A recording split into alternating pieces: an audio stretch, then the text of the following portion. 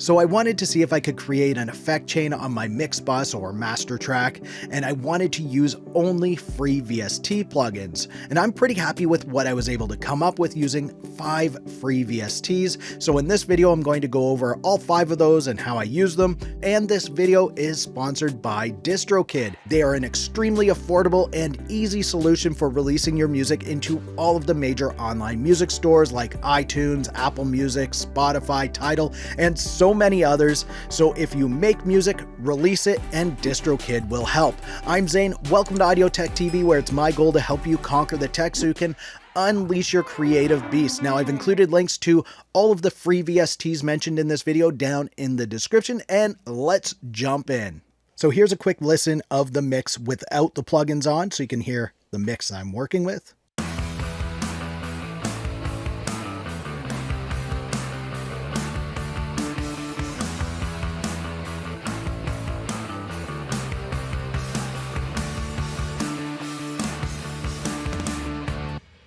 All right, so that's the mix that I'm working with. Now, the first plugin that I'm going to talk about here is at the very end. And the reason why I'm going with this last one is because this is a limiter.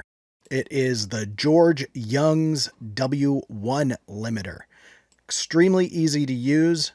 And what this is going to allow us to do is to hear the other effects that I've added a lot better, because it brings the levels up, and it's not going to clip because it limits it so it won't be clipping. So you can see on here I have the threshold set to -5 dB. I have the release as an adaptive release, and it's at 1 millisecond there. And then the ceiling is at -0.2. And let's just listen to what this sounds like on and off.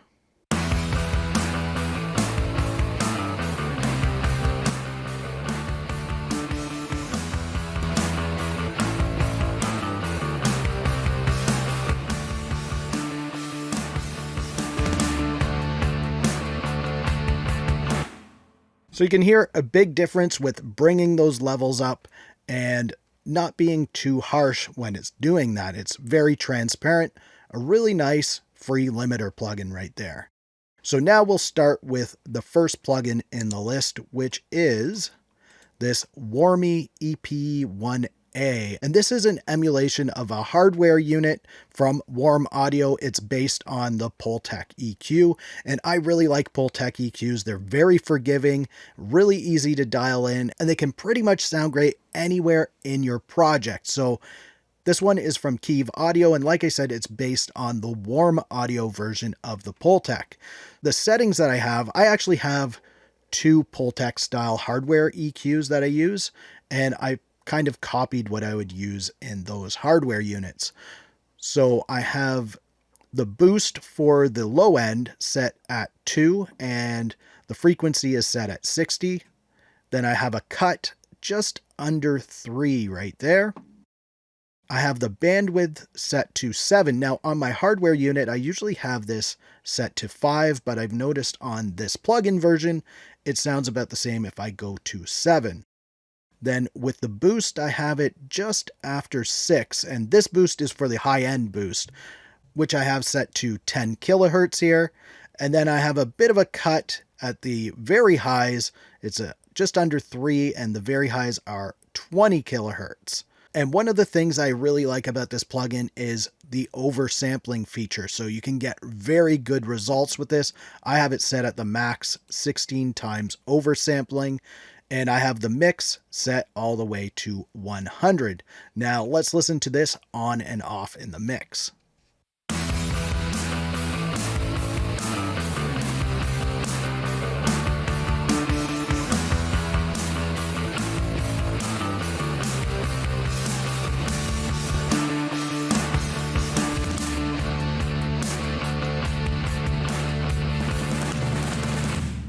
Now for me, this makes a huge difference, and I really like the sound that this has brought to the mix. It kind of thickens things up.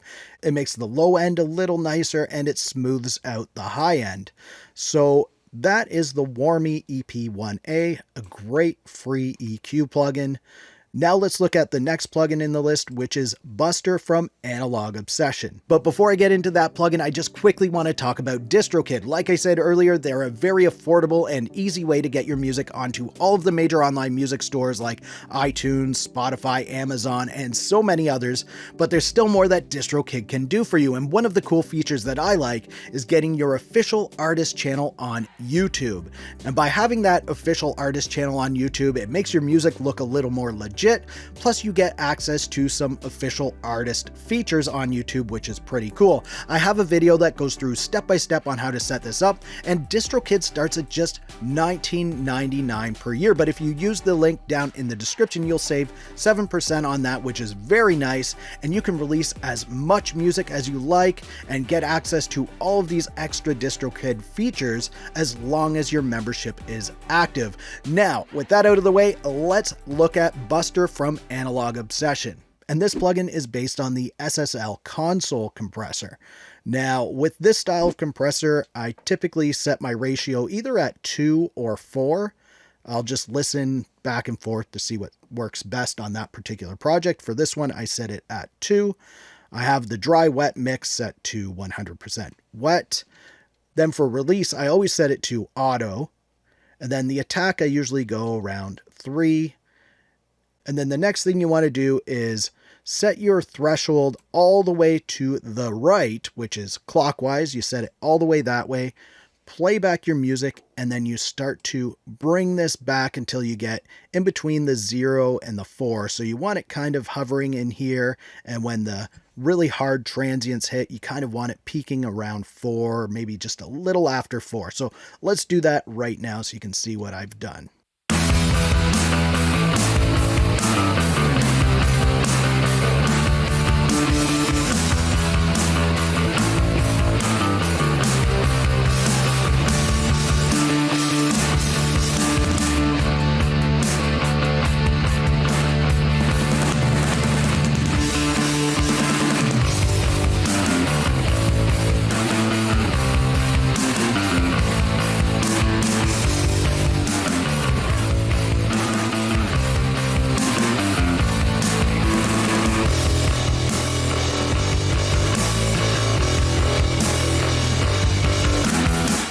So you can hear when I was doing the on-off there, when it's on, it kind of thickens things up. It blends them together nicely, brings up that bottom end so you can hear those kick drums and the other low-end items in the mix. So again, let's play it back and I'll do the on-off so you can hear the difference.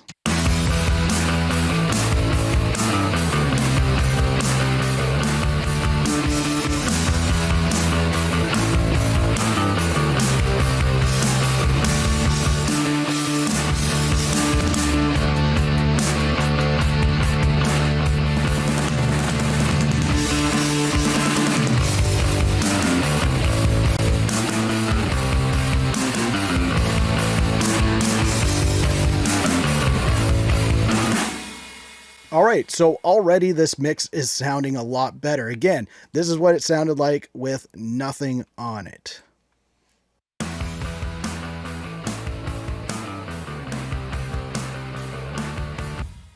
Quite a difference. So let's bring in what we've got so far.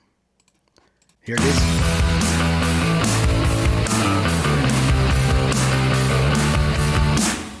And then we're going to bring in the next plugin, which is the IVGI 2 from Klanghelm.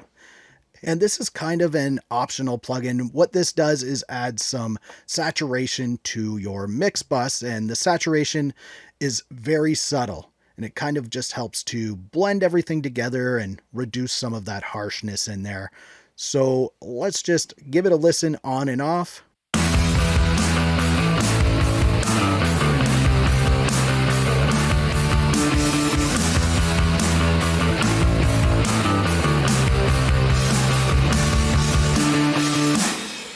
So you can hear it thickened things up. It kind of took away some of the harshness in there, just smoothed it out a little more. And I just have a little bit of drive on here. I have a little bit of this symmetric saturation, as this is called here. Then I have the response set to neutral, and I adjusted the output and the trim so that we had a nice clean level on both in and out. And then there's a little bit of crosstalk on here as well. So again, this is it on and off.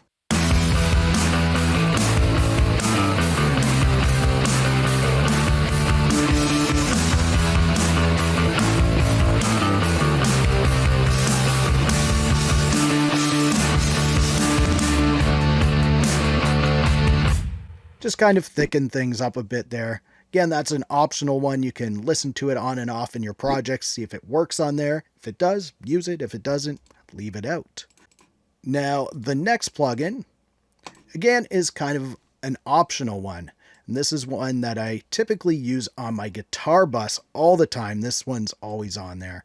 But this is the iZotope Ozone Imager. And what this does is widens your stereo image. So anything you have panned to the left and the right, it's going to make it sound a little wider and create a little more space in your mix for all of that other stuff to fit in there. So let's listen to it on and off, and then I'll go over the settings.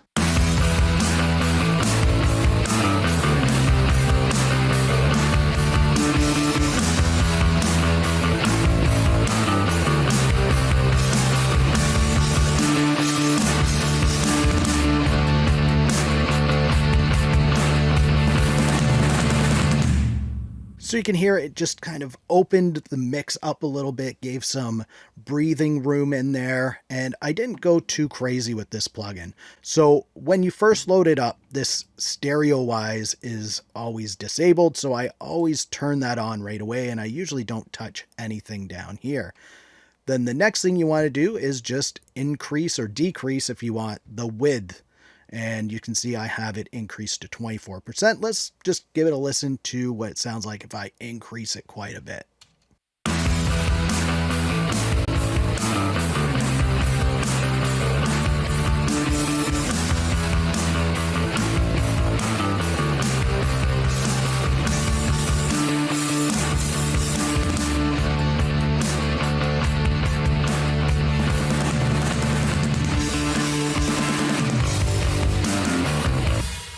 So you can hear when I got right up there, it kind of made things sound messy and all over the place. So you don't want to go crazy with this plugin.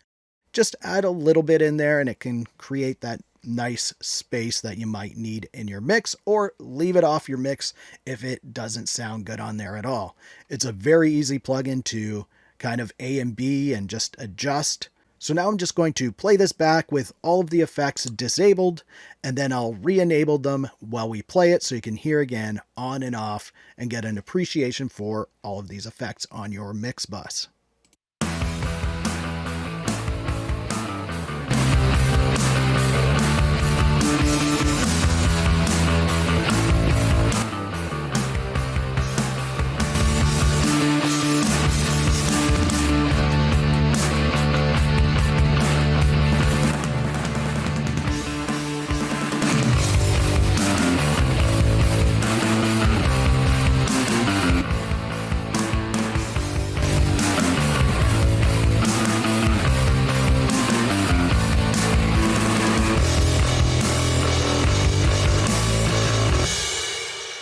And that's my effects chain for the mix bus using only free VST plugins. And you can use all of these, or you can pick and choose one or two and mix them in with any other plugins that you might already be using.